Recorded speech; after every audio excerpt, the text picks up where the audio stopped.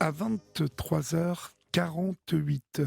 Et puis, puisque nous sommes, nous allons accueillir Camille dans quelques temps, je voulais vous dire que vous pouvez écouter Europe 1 partout, tout le temps, en téléchargeant dès maintenant l'application Europe 1. Vous pouvez écouter vos émissions préférées en direct ou en replay, l'actualité en temps réel, la sélection culture de la rédaction d'Europe 1, tous les podcasts d'Europe 1 et du studio Europe 1, au cœur de l'histoire, On de la raconte, Dans les yeux d'Olivier, Historiquement vôtre, tout Europe 1, partout, tout le temps. C'est avec l'application Europe 1. On accueille Camille à 23h49 sur Europe. Bonsoir Camille. Bonsoir Olivier. Bonsoir. D'où nous appelez-vous et quel âge avez-vous Camille? Je vous appelle de Grenoble et j'ai 39 ans. D'accord. De quoi voulez-vous me parler Camille? Je vais vous parler d'une affaire qui s'appelle le silence. Ce silence dont vient de parler l'interlocutrice précédente, Mhm. celle d'une plainte qui est déposée au nom d'une femme que je suis pour violence conjugale d'abord, puis une autre plainte, là en tant que mère, déposée pour des faits beaucoup plus graves, des faits qu'on a du mal à nommer, des violences sur enfants qui s'appellent l'inceste, des violences à caractère sexuel. Ces plaintes-là sont... Donc je dépose plainte à plusieurs reprises pour moi, pour ma fille, pour protéger ma fille. Je fais Mhm. le choix de parler et à partir du moment où je parle, je déclenche ce qu'aucune mère ne souhaiterait connaître, ne souhaiterait vivre, c'est un tsunami d'une violence inouïe, puisque le fait de parler a déclenché le placement de ma fille. Un placement qui a été ordonné sur des expertises certaines lues, certaines absolument pas lues, Voilà, des il rapports faut, importants Camille, passés sous Camille, silence. il faut que vous rentrez, il faut rentrer dans les détails de votre histoire parce que là, on n'est que dans des choses que vous comprenez, mais que personne ne comprend quand vous les dites comme ça. Euh, il faut que vous nous racontiez votre histoire dans le détail parce que là, vous comprenez que vous évoquez des faits de justice, mais sans détail. Même moi, je ne saisis pas le fond. Euh, Peut-on recommencer au début, lorsque vous vous séparez du père de votre enfant, que se passe-t-il? C'est en 2018, je crois. C'était à partir de 2018 exactement. On se Mhm. sépare, une séparation plutôt classique avec une enfant petite qui Oui, avait moins d'1 an. oui. On met en place une garde aménagée puisqu'elle Mhm. était petite. Mhm. La garde se passe, puis la situation devient relativement délicate. La communication n'était pas aisée. La communication devenait vite compliquée. Il y avait de la violence de sa part quand il n'obtenait pas ce qu'il souhaitait. Oui. Et notre petite fille allait de l'un à l'autre dans ce contexte-là délicat. Et puis un jour, en donc 2019, voyant que la situation ne s'améliorait pas, je fais le choix de saisir le JAF pour poser un cadre qui soit rassurant pour tout le monde et qui nous permette de mettre en place une coparentalité. Oui. Et là, la garde alternée commence et je me rends compte qu'au fil des mois, ma petite revient avec des comportements anormaux. Elle était souvent mutique, elle disait qu'elle avait des secrets, elle ne voulait pas qu'on la touche, elle se cachait, elle se plaignait aussi de douleurs au niveau de sa vulve, Quel qui âge était souvent avait-elle très à irritée. cette époque? Elle avait 3 ans et 3 ans. demi. D'accord. Et elle le montrait, en fait, elle jouait. Quand elle jouait, c'était toujours assez particulier. Et au fil de cette année 2020, son comportement à chaque retour, notamment de vacances, devenait de plus en plus inquiétant. Oui. Elle avait des postures, elle demandait des bisous sur le sexe, elle demandait des bisous sur la poitrine. Oula. Elle disait, c'est comme chez papa, ça fait du bien, maman, ça fait du bien. Et on lui expliquait que non, ça ne faisait pas du bien, que c'était interdit. Elle avait des postures aussi à caractère sexuel qui étaient très Oh là inquiétantes. là. Donc j'ai fait le choix d'appeler la pédiatre parce que Cela, j'étais assez ça a été désemparée. constaté par qui, en fait? Par vous et par qui Par c'est? un entourage, par D'accord. les grands-parents, par Oui. les personnes, tout d'abord, donc nous, famille proche, Oui. et puis au fur et à mesure par les personnes qui gardaient l'enfant, par l'école aussi. Donc des attestations ont été faites, moi sur les conseils de la pédiatre, je suis allée consulter aussi, des spécialistes pour, savoir ce qu'il se passait, qui m'ont conseillé de porter plainte puisque ce n'était pas à moi de faire justice et j'ai déposé plainte en expliquant ce que ma fille nous montrait, ce qu'elle nous disait et ces premières plaintes, ont été, classées sans suite. Classé sans suite? Le Incroyable. Classées sans suite faute d'éléments, qui vous Oui, permettaient de caractériser les mais faits. est-ce qu'elles ont été Heu, classées sans suite, suite justement un peu à une investigation quand même? Est-ce que votre petite a été vue par, des Pas du tout. psychologues, Elle a été Non, elle a été, nous sommes passés par la médecine légale, elle avait une vulvite à ce moment-là qui a été constatée, mais il n'y a pas eu plus en fait qu'est-ce que c'est qu'une et donc vulvitation? c'est-à-dire qu'elle avait la vulve en fait très irritée, donc elle ne pouvait pas s'asseoir, elle ne supportait pas ses sous-vêtements, elle ne supportait pas son pantalon et quand, moi je le signalais, on ne me répondait pas. Et quand, j'ai vu au fil des donc on m'a demandé de poursuivre le mode de garde, que si je ne la présentais pas, je commettais un délit de non-présentation d'enfant. Oui. Donc j'ai abdiqué à ces obligations juridiques-là et sur l'année 2021, début d'année 2021, elle a commencé à avoir de nouveau des propos et des attitudes très, très inquiétantes.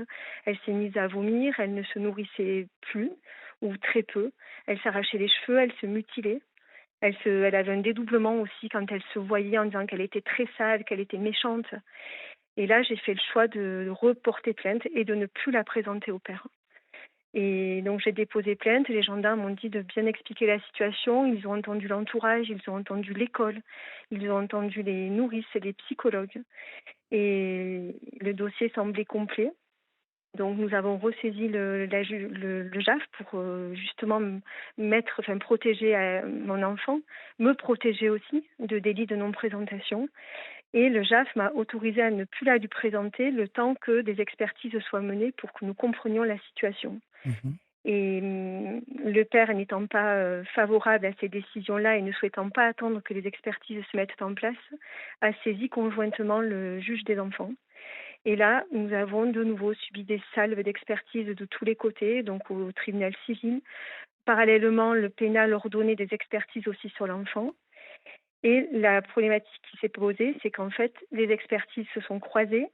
Des expertises ne sont jamais arrivées sur le bureau du juge des enfants, et notamment une expertise majeure qui a été ordonnée par par le pénal, qui donc un expert avait interrogé l'enfant sans ma présence pour comprendre en fait si ce qu'elle disait était dehors de la fabulation ou bien si c'était exact, puisqu'on considère toujours que l'enfant peut mentir. Moi, je savais qu'elle ne mentait pas, mais moi j'étais sa maman, donc j'étais pas dans la meilleure des postures, bien évidemment.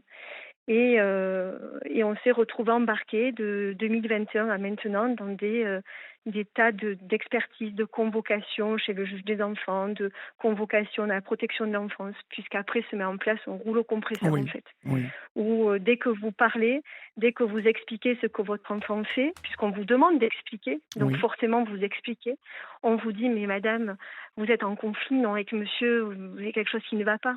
Donc vous expliquez que non, ce n'est pas une question de conflit, que non, vous ne voulez pas votre enfant que pour vous, mais que vous êtes inquiète, que d'autres personnes extérieures à l'entourage proche sont inquiètes. Et le problème, c'est que plus on s'explique et moins on est entendu. Mmh. Et là, c'est la chape de plomb.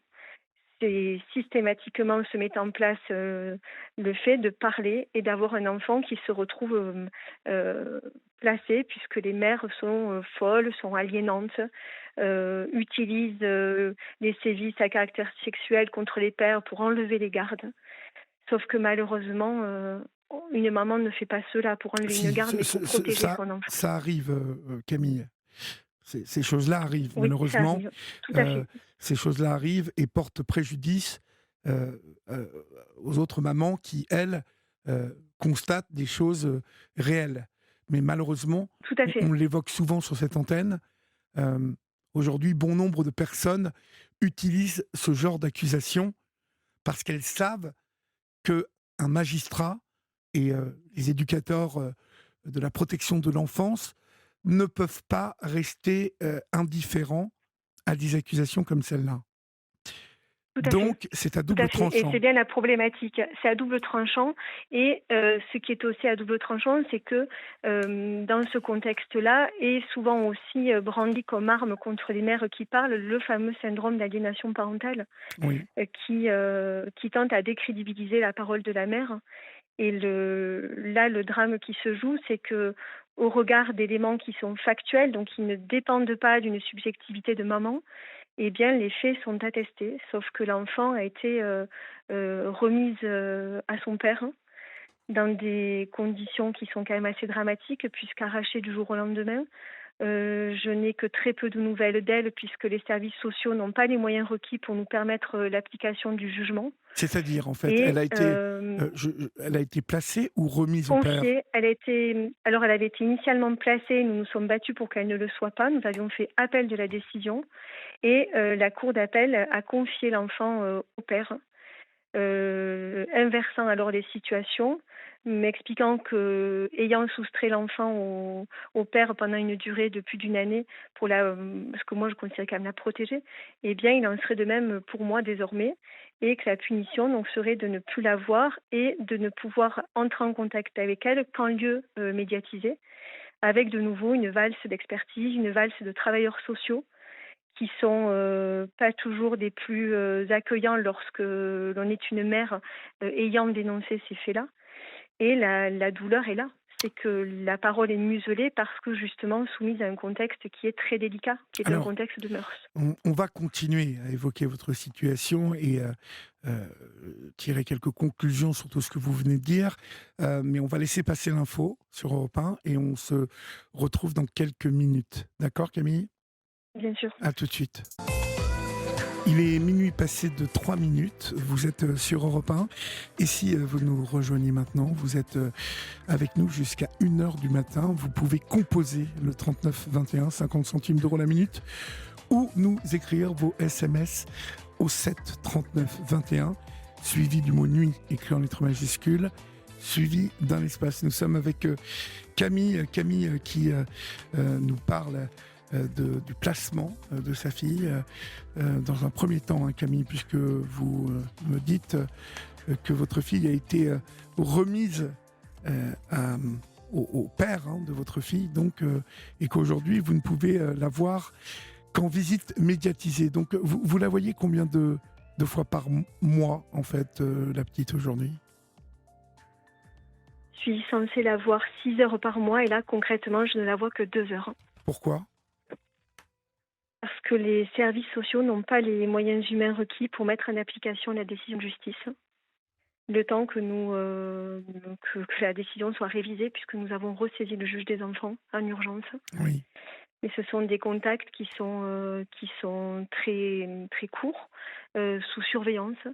Donc c'est pas évident d'être à l'aise puisqu'on est on est aux prises en fait avec des situations qui sont compliquées. Mhm. Et en même temps la nécessité de garder le lien avec l'enfant pour voir comment elle va, comment elle se sent, entendre aussi ce qu'elle a à dire. Et c'est vrai que pour une mère, toujours la peur que l'enfant oublie en étant justement coupé de... Parce que mon enfant est coupé complètement de notre univers par Mhm. le père, volontairement, de ses activités, Elle peut être de ses influencée amis. aussi. Oui, elle n'a plus le droit non plus de voir ses demi-frères, donc mes autres fils, alors qu'elle côtoie la même école, qu'elle côtoie le même environnement. Et il y a une réelle inquiétude de la voir dans cet état-là. Combien de demi-frères Euh, a-t-elle? de 2, D'eux d'accord. qui, elle a 5 ans, qui ont 7 ans et 11 ans, qui sont très demandeurs, qui ne comprennent pas la situation, puisque c'est une situation qui fait souffrir l'ensemble en fait de la famille. D'accord. Concernant ces deux enfants de 11 ans et de 7 ans, euh, 7 ans. il n'y a aucun problème. La justice, donc, considère que, si je suis bien hein, le raisonnement, que vous souffrez Oui, d'un syndrome d'aliénation parentale uniquement avec votre fille et que donc pour les deux autres c'est ça. enfants, il n'y a pas de danger. Absolument, absolument.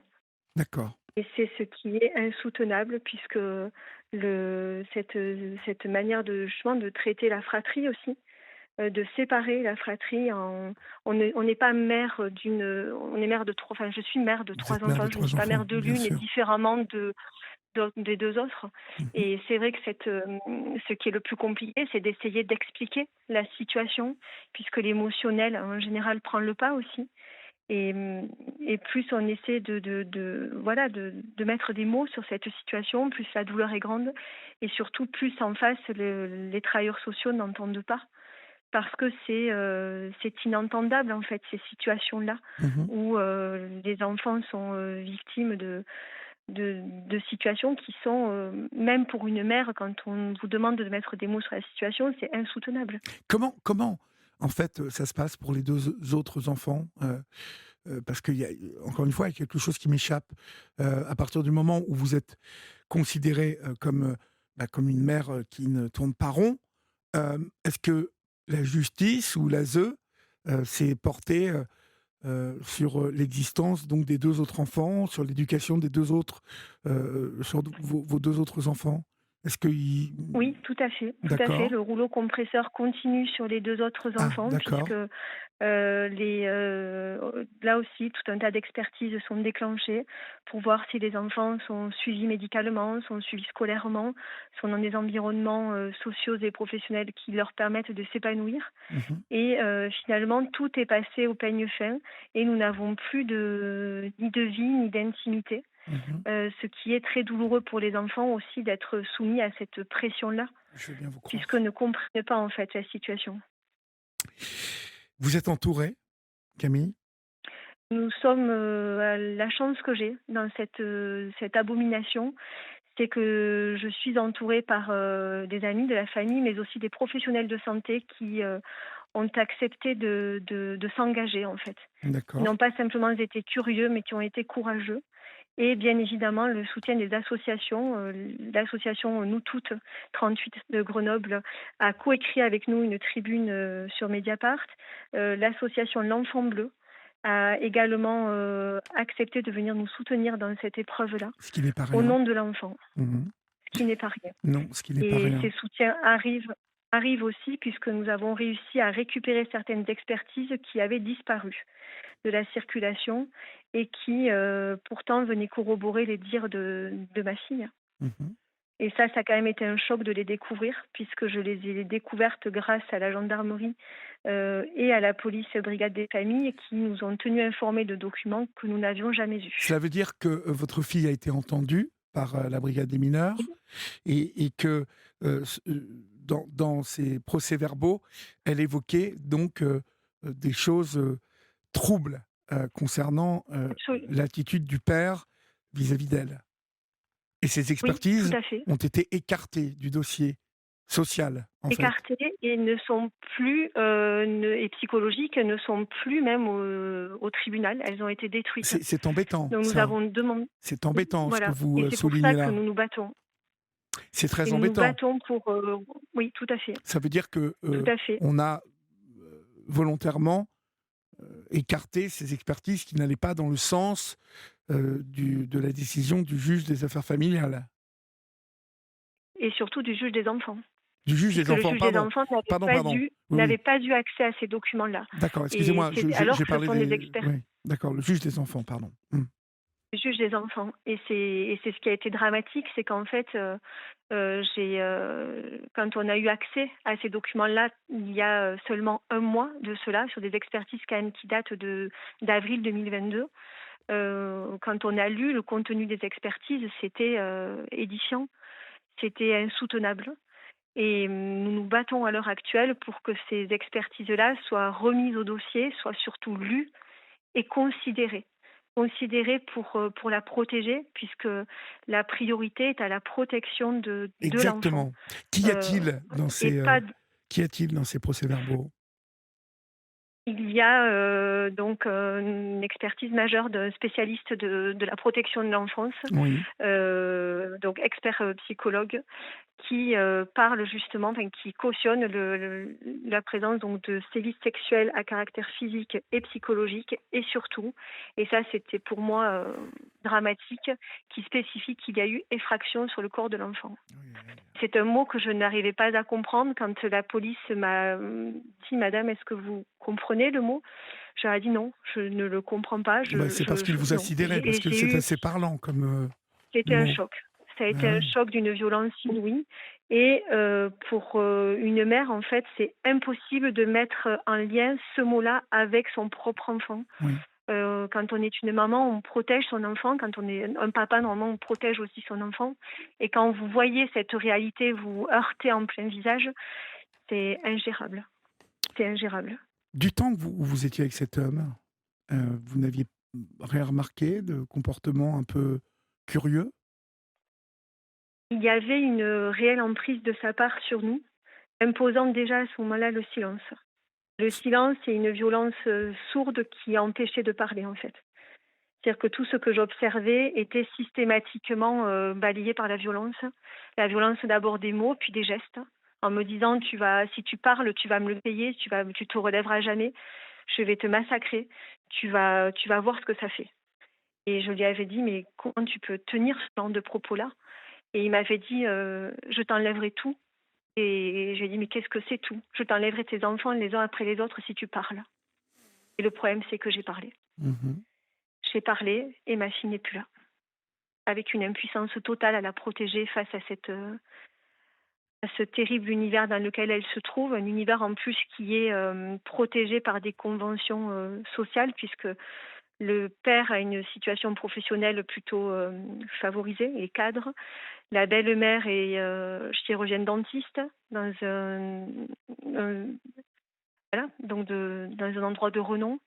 Et c'est très facile d'être insoupçonnable quand on est dans ces milieux-là. Mmh. Puisqu'on nous a d'ailleurs même reproché quand j'ai parlé, l'ASE m'a dit: «Mais madame, vous êtes cadre, c'est quand même très étonnant qu'il y ait ce type de comportement dans vos milieux» Oui, mais alors et je lui ai dit je ne sais que pas d'où peu cette importe le personne, milieu. oui, je ne sais pas d'où elle sortait ça parce que ça touche tous les milieux malheureusement.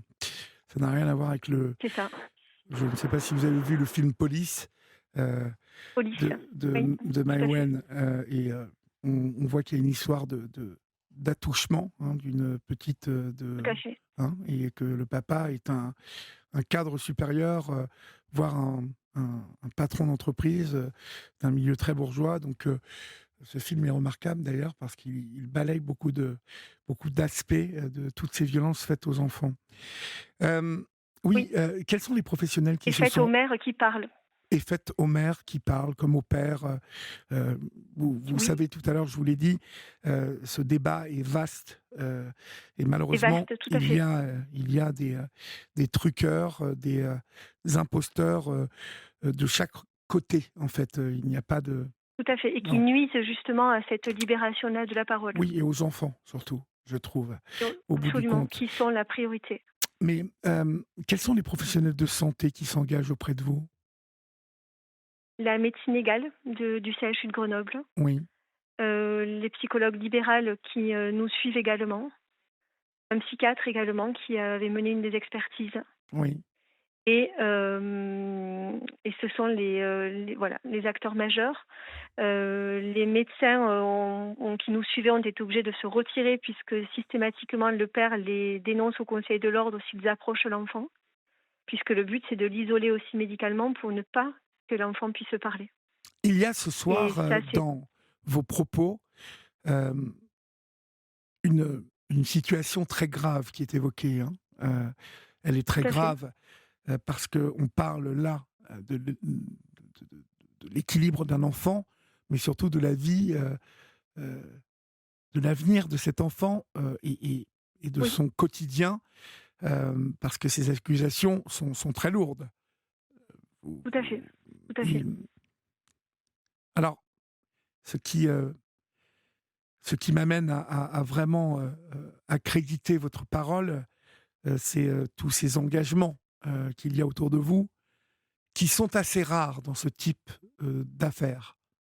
C'est-à-dire que Oui, parce lorsqu'il que y les a gens sont souvent curieux mais pas courageux et ne beh, s'engagent pas au moment où il faut tracer. oui, et puis, il y a difficulté à s'engager lorsque, lorsqu'il y a doute, vous voyez? Ou lorsque tout n'est pas, très net. Or, Et vous là, savez, en tant que mère, on se pose la question. Moi, au début, je me suis dit, la première chose que j'ai dit aux policiers quand j'ai déposé plainte, je leur ai dit, mais je ne sais pas si elle fabule, je ne sais pas si elle dit vrai. En fait, moi, j'en sais rien, je leur ai dit. Je ne sais pas du tout. Je leur ai demandé leur aide. Je leur ai dit, moi, je sais pas, je suis une maman, en fait, qui entend et qui écoute son enfant. Et c'est vrai que c'est la convergence aussi des différentes expertises qui, là, on en est à la 5e expertise, qui dit la même chose que les précédentes, qu'il y a donc ces faits-là.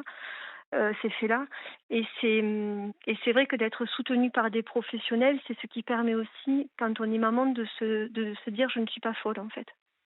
Je ne suis pas folle» et il y a un soutien qui permet aussi de tenir psychologiquement mmh face à cela.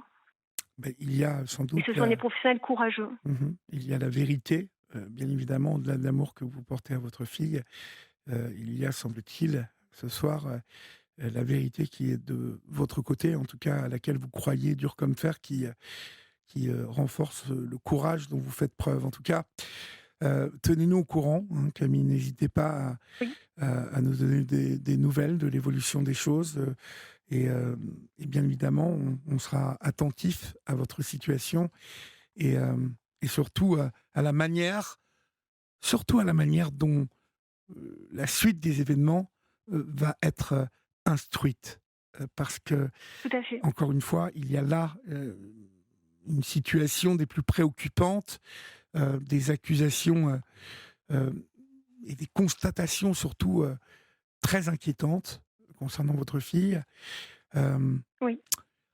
et si la juge ou le juge pour enfants qui a pris cette décision très lourde de conséquences, pour votre fille et pour, votre avenir à tous, hem, Oui. s'est trompé, ça la foutrait assez mal, cette histoire. Ça se déroule du côté de Grenoble, hein, ai-je compris? Oui, et D'accord. la même juge qui m'a dit quand elle m'a revue: «J'ai été sévère madame avec vous, j'ai été très sévère». Je Sauf ne que vois le mal était je fait. je ne vois pas l'utilité de ce genre de commentaires, vous voyez? C'était très, très De la part lourd, d'une juge. c'était très, À c'était quoi très ça avance, humiliant. cette juge, de dire ça? À quoi ça l'avance, Ça à avance votre à avis? mettre une mère encore plus à terre et culpabiliser d'avoir parlé, Et moi, malheureusement. je pense que c'est une preuve, c'est un peu une manière de se défiler en disant: «Ah, j'ai peut-être été un peu dur avec vous, madame». Sauf que vous, bien évidemment, vous êtes atteinte, vous êtes impactée, mais dans Mais je toute cette suis adulte. histoire, moi, je pense à votre C'est fille. l'enfant, Mais oui. Mmh. c'est l'enfant la priorité, et c'est pour cela que des associations ont fait le choix aussi de nous accompagner, de nous suivre, non pas pour me protéger à moi, mais pour la protéger à elle, parce que c'est son intérêt supérieur qui est en jeu. Et sa construction de petite fille Mais aussi. oui, bien évidemment. Bon, beh, tenez-nous au courant, Camille, en tout cas. D'accord? Oui. Merci en tout cas pour votre Mais je écoute. vous en prie. Bon courage à vous, Camille. Au revoir. Bonne soirée. Au revoir, vous aussi. Bonne soirée. Au revoir, vous aussi. Bonne soirée. Au revoir, vous aussi. Bonne soirée.